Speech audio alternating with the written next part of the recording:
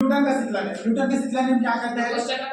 यदि वस्तु के ताप और उसके चारों ओर के वातावरण के ताप में अधिक अंतर न हो, ठीक है, अगर वस्तु है, एक वस्तु है, वस्तु अगर गर्म है मतलब उसमें एक निश्चित टेम्परेचर है, ठीक है, और उसके वातावरण में जो टेम्परेचर है, ठीक है, अगर उन दोनों के टेम्परेचर में ज्यादा अंतर न हो, ठीक है, मतलब कि मान के चलिए अगर ये एक वस्तु है, ठीक है, इसका तापमान मान लो तो 100 डिग्री सेल्सियस है, ठीक है, और यहाँ जो टेम्परेचर है आसपास के वातावरण में, इसका भी टेम्परेचर लगभग कितना 14 डिग्री सेल्सियस के आसपास है, मतलब ज्यादा डिफरेंस नहीं है, 1 डिग्री सेल्सियस का डिफरेंस है। उस कंडीशन में ये लिखा है, ऐसे पढ़ो, यदि वस्तु के ताप और उसके चारों ओर के वातावरण के ताप में अधिक अंतर ना हो तो वस्तु के शीतलन की दर वस्तु के मध्यमान ताप और उसके चारों ओर के वातावरण के तापांतर के अनुपाती है, ठीक है, मतलब ये नहीं, ये रिलेशन जो बोला जा रहा है ये यहाँ पे दर्शाया गया है। अगर आपको न्यूटन का शीतलन नियम बोला जाए तो आप ये डेफिनेशन लिखोगे और ये इक्वेशन लिखोगे, ठीक है, पर्टिकुलर अगर 1 या 2 नंबर में आए इतना लिखोगे, इतना लिख के छोड़ोगे मिलेगा आपको 1 नंबर में आता है ये और ये, ठीक है, लेकिन आपको पूरा कंप्लीट रिलेशन डिराइव करने के लिए बोला जाए तो आप यहाँ से बनाना शुरू करोगे, इसको लिखोगे, फिर इधर का डेरिवेशन। देखो मान लो कोई वस्तु dt समय में dt ऊष्मा छोड़ती है, ठीक है, कोई वस्तु है वो dt समय लेती है, dt ऊष्मा छोड़ती है, ठीक, यदि वस्तु का ताप T तथा वातावरण का ताप कितना हो T0, ठीक है, वस्तु का ताप कितना है T और वातावरण का ताप T0, उस कंडीशन में इक्वेशन ये हो जाएगा। देखो बोला गया ना dq ऊष्मा छोड़ दी कितने समय में dq समय, ठीक है, तो dq ऊष्मा कितनी dt, ठीक है, मतलब ऊष्मा छोड़ी गई किसके रिस्पेक्ट में, समय के रिस्पेक्ट में, तो ये किसके प्रोपोर्शनल होता है, तापांतर के प्रोपोर्शनल होता है, कितना T किसका टेम्परेचर है, वस्तु का टेम्परेचर, और T किसका टेम्परेचर है, वातावरण का टेम्परेचर। अब डेफिनेशन पढ़ोगे समझ में आएगा क्या लिख रहा है, वस्तु के शीतलन की दर वस्तु के मध्यमान ताप और उसके चारों ओर के वातावरण के ताप के अनुक्रमानुपाती होता है, लिखा है कि लिखा है, वस्तु के मध्यमान ताप और वातावरण के वस्तु का मध्यमान ताप ये है और वातावरण के चारों तरफ का ताप ये है, इसके अनुक्रमानुपाती होता है क्या, वस्तु की ऊष्मा, ठीक है, ये हाँ चलो अब माइनस कैसे आया, ठीक है, यहाँ पर देखो जब भी आपको ऊष्मा देते हो, ठीक है, और उसमें लगातार क्या हो समय का मान बढ़ते जाए तो हमेशा क्या होती है बेटा, ऊष्मा की हानि होती जाती है, ठीक है, अगर ये वस्तु आप ये वस्तु मान के चलिए लोहे का गोला है, इसको चूल्हे में रखे हो आप, ठीक है, चूल्हे से बाहर निकालो, मुझे बताओ चूल्हे से बाहर निकालोगे 1 मिनट चूल्हे से जस्ट बाहर निकालोगे तो ज्यादा गर्म रहेगा कि 1 मिनट बाद ज्यादा गर्म रहेगा, निकालोगे तो बहुत ज्यादा गर्म रहेगा, 1 मिनट बाद इसमें ऊष्मा की हानि होगी, मतलब जैसे जैसे समय का मान बढ़ते जाएगा ऊष्मा की लगातार क्या होती जाएगी, हानि होती जाएगी, इस वजह से इसको ऋणात्मक दिखाया जाता है और समय के रिलेशन में दिखाया जाता है। ये क्वेश्चन टीचर पूछ सकते हैं तो आपको मतलब यहाँ पर क्लियर करने आना चाहिए टीचर के डाउट को कि यहाँ पे हो क्या रहा है, माइनस क्यों आया, ठीक है, समय हाँ ऊष्मा की लगातार हानि होती जाएगी, ऊष्मा की कमी होती जाएगी, माइनस दिखाएंगे इसको, ठीक है,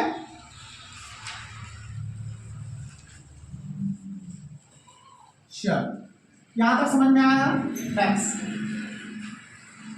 यहाँ पर ये सारी चीजें पता होना चाहिए आपको क्या क्या है, ये मध्यमान ताप है वस्तु का, ये क्या है वातावरण का ताप है, ठीक है, T माइनस T0 प्रोपोर्शनल होता है। अगर मैं प्रोपोर्शनल का साइन हटाऊं, ठीक है, तो क्या हो जाएगा dq upon dt, T minus T0 के यहाँ पे लिखा है ना बेटा, ये पढ़ेंगे वस्तु का ताप T तथा वातावरण का ताप कितना है T0, तो दोनों का डिफरेंस निकालते हैं ना, ठीक है, हमेशा जब भी तापांतर निकालना हो, तापांतर निकालते हो तो दो वस्तुओं का टेम्परेचर निकालते हैं, दो तापमान के बीच में अंतर निकालते हैं, तब निकलता है तापमान, ठीक है। चलो अगर मैं प्रोपोर्शनल का साइन हटाऊं तो क्या लग जाता है, एक अनुपातिक नियतांक लग जाता है, अनुपातिक नियतांक यहाँ पर क्या है हम लोग k, तो minus dq upon dt, k is equal to कितना हो गया T माइनस T0, यह हो गया आपका इक्वेशन नंबर 1। k क्या है, अनुपातिक नियतांक, ठीक है, उसमें और बहुत सारे लिखा है लेकिन आपको सिर्फ ये याद रखना है कि अनुपातिक नियतांक। आप जानते हो, आप हम जानते हैं कि डेल की इक्वलिटी कितना होता है ms डेल की, ठीक है, ये पहले से आप पढ़े हो, इस वजह से जानते हो। अब देखो अगर मैं इसको बहुत ही अल्प मान के ले लूं तो अल्प मान के लिए आपको पहले से पता होता है, इसको dq के फॉर्म में लिख सकते हैं, dq इक्वलिटी कितना हो जाएगा बेटा ms डेल की जगह यहाँ पर क्या हो जाएगा dt, लिख सकते हैं, ऐसा पता होगा ऑलरेडी, बहुत पहले से पढ़ते आ रहे हो, ठीक है, ताक्षणिक चाल ताक्षणिक ऐसा कुछ याद आ रहा है, अल्प मान के लिए d से दर्शाते हैं, ठीक है। तो बड़े मान के लिए डेल से और बहुत छोटे मान के लिए हमेशा किससे दर्शाएंगे हम लोग, डी से। तो यहाँ पर ब्रैकेट में लिखा हुआ है अल्प मान के लिए, सेम वैल्यू है लेकिन अल्प मान के लिए, ठीक है। तब दोनों तरफ डी टी का है ऊपर क्या कर देते हैं हम लोग, भाग कर देते हैं। तो दोनों तरफ समय का भाग करेंगे तो डी टी अपॉन कितना हो गया, D T is equal to M S D T upon D T, ऐसा लिख सकता हूँ, ठीक है। समीकरण नंबर हो गया 2। ऐसा भी पूछ सकते हो आप लोग कि सर यहाँ पर कंप्लीट डिवाइड करना था डी टी कर सकते हैं, कोई इशू नहीं है, लेकिन एक ही मतलब है, चाहे ऐसा करूं चाहे ऐसा करूं, ठीक है। एक ही पोर्शन में होगा क्योंकि सारी चीजें किसमें है, मल्टीप्लाई में, ठीक है। इस फॉर्म में और इस फॉर्म में, ठीक है, समझ में आया।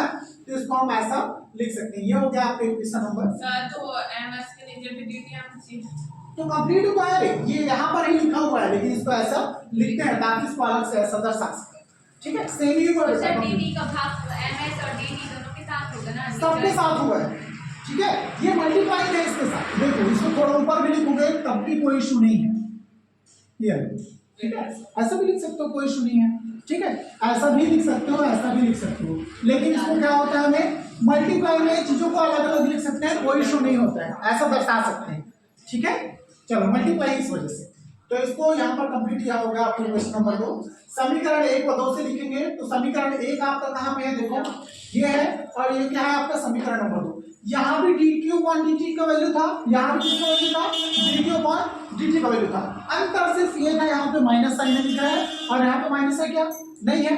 तो यहाँ पर जो D Q upon D T का वैल्यू है, ये इसको यहाँ पर ले जाके पुट कर दो, इसके इक्वल क्या आएगा, यहाँ D Q upon D T का वैल्यू कितना मिला था, M S D T upon D T मिला था, इसको यहाँ पर पुट करो तो ये आ जाएगा। तो यहाँ पर देखो, यहाँ पर माइनस साइन लग गया, क्यों माइनस साइन लगा, इस डी क्यू का वैल्यू इतना है ना, ये वैल्यू उठा के आप यहाँ पुट कर दो, यहाँ ऑलरेडी माइनस है कि नहीं है, तो माइनस में नहीं आ जाएगा। तो यहाँ पर देखो M S D T upon D T लिख सकते हैं ऐसा, इसी वैल्यू कितना हो गया बताइए, ये क्वेश्चन नंबर ये टी माइनस टी आया, ठीक है। ये क्वेश्चन नंबर यहाँ पर लिख दो, इस क्वेश्चन का आएगा D T upon D T, और ये क्या हो गया, ये minus M S D T upon D T is equal to K T minus T zero था। अब एम एस को आप इधर ट्रांसफर कर दो, एम एस इधर मल्टीप्लाई में था, इधर ट्रांसफर कर कितना हो जाएगा, डिवाइड में, तो D T upon D T is equal to minus K M S हो जाएगा टी माइनस टी जीरो, ठीक है। अब देखो D T upon D T, और यहाँ पर क्या लिखा था, माइनस के अपॉन एम एस था, ये स्मॉल के है, स्मॉल एम एस था, ठीक है। यहाँ पर अगर ये जहाँ क्या है, मैं इसको कैपिटल के लेके चलूँ, स्मॉल के बन गया, इसको बड़ा के बना देता, ठीक है।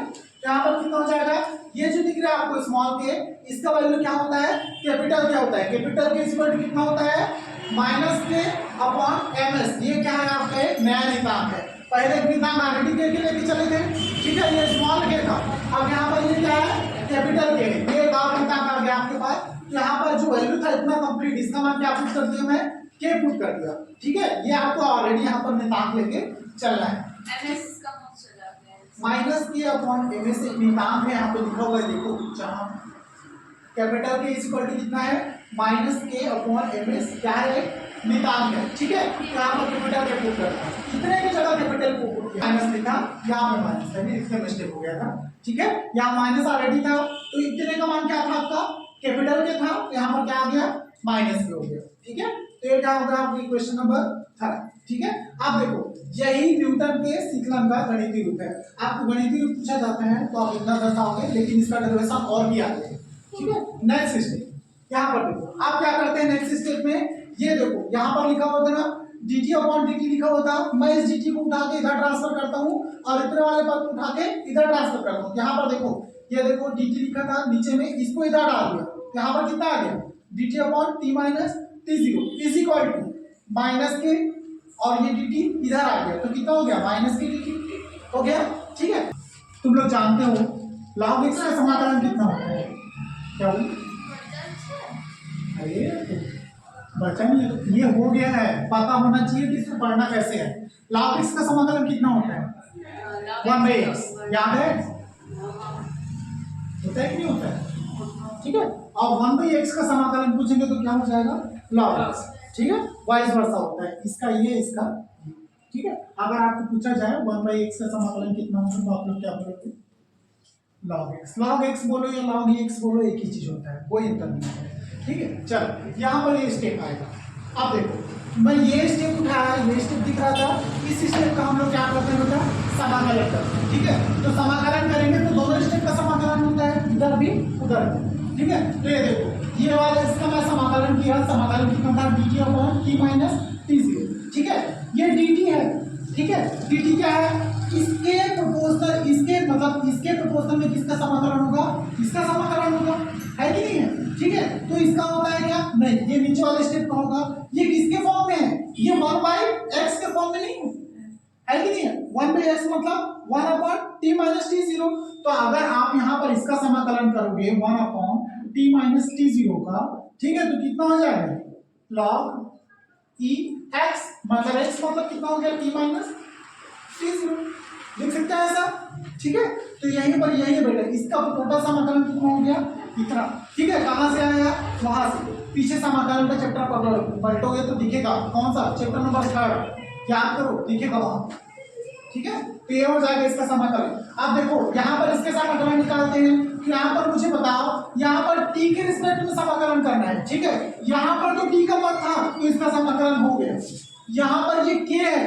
ठीक है, तो यहाँ पर k का समाकलन होगा क्या, नहीं होगा, इसके बाद में है क्या, नहीं है, तो k क्या हो गया, बाहर निकल गया, k बाहर निकाल दो, तो किसका समाकलन होगा, समाकलन ऑफ dt। समाकलन ऑफ dt क्या होता है, सिर्फ t होगा। ठीक है, तो यहाँ पर देखो समाकलन ऑफ dt कितना हो गया बेटा, माइनस k और t। यहाँ पे ऑलरेडी स्मॉल t था, आप लोग कैपिटल t ले लिए थे, ये थोड़ा सा कर लिया, देखो थोड़ा एडिटिंग कर लो ना, वहाँ पर स्मॉल t कर लिखने में मिस्टेक, बाकी सब तो ठीक है, नहीं एक ही t बस तो सुधारना है, ये बस है। ठीक है, वो लिखने में ही मिस्टेक हो गया था, असल में यहाँ से स्मॉल t नहीं है। ठीक है, तो इसका स्मॉल t का जब करें, स्मॉल t कैपिटल t अलग अलग चीजें होती है, हम यहाँ पर किसके रिस्पेक्ट में, स्मॉल t का मतलब समझते हो, समय के रिस्पेक्ट में, किसके रिस्पेक्ट में हो रहा है, यहाँ पर समय के रिस्पेक्ट में, यहाँ पर किसके रिस्पेक्ट में हो रहा है, तापांतर के रिस्पेक्ट में, दोनों अलग अलग चीजें हैं। ठीक है, ये समय के रिस्पेक्ट में और किसके रिस्पेक्ट में है, तापांतर के रिस्पेक्ट में है। तो यहाँ पर माइनस के को हम बाहर करेंगे, माइनस के को बाहर करो, जो भी करो, तो यहाँ पर कितना हो जाएगा। ठीक है, समाकलन ऑफ dt, तो समाकलन ऑफ dt का कितना होता है बेटा, t। तो यहाँ पर देखो माइनस के को बाहर कीजिए, समाकलन ऑफ dt का कितना हो जाएगा, माइनस t, मतलब माइनस के टी, हो गया प्लस। अब यहाँ पर कोई राशि बच जाती है, उसको हम लोग बोलते हैं कांस्टेंट। ठीक है, तो इसके आगे भी यहाँ पर अगर कोई राशि होता है तो उसको हम लोग बोलते हैं कांस्टेंट। यहाँ पर आपको वो चीजें नहीं दिख रही है कि कांस्टेंट होता है, लेकिन हर चीजों में कोई ना कोई कांस्टेंट बचता है। तो यहाँ पर हम प्लस करके किसको लिख देते हैं, कांस्टेंट को लिख देते हैं। बुक में आपको सिर्फ सी लिखा लिखेगा। ठीक है, सी का मतलब क्या है, कांस्टेंट। ठीक है, ये हो गया आपका इक्वेशन नंबर 4।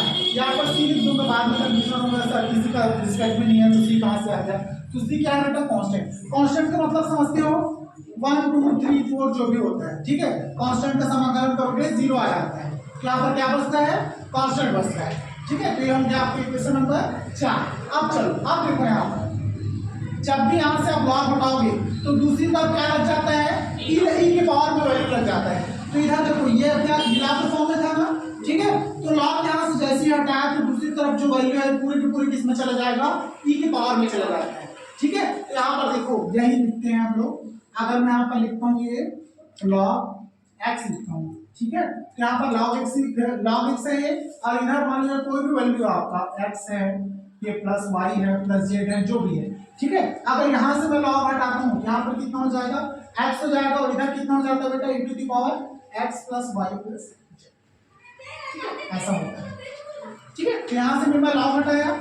ठीक है, लॉग हटाऊंगा तो उधर जाके क्या हो जाएगा, सारी वैल्यू किस में चली जाएगी, e के पावर में चली जाएगी। तो e के पावर में चलेगी, e के पावर में वैल्यू था माइनस के प्लस टी प्लस कांस्टेंट था, कांस्टेंट को मैं सी लिख दिया हूँ, सर मैं सी लिखा था। ठीक है, तो t minus T zero equal to कितना हो गया।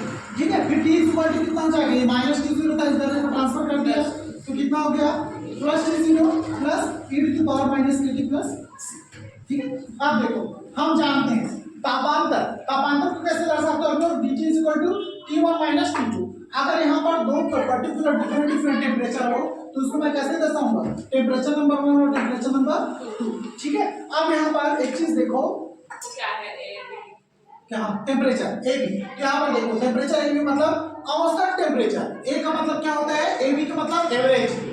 ठीक है। एवरेज टेम्परेचर कैसे निकालते हो, जब भी औसत निकालना हो किसी चीज का तो कैसे निकालते हो, ठीक है। पहले वाला, ठीक है, मतलब प्रारंभिक औसत, अब मतलब प्रारंभिक वैल्यू और अंतिम वैल्यू डिवाइडेड बाय 2।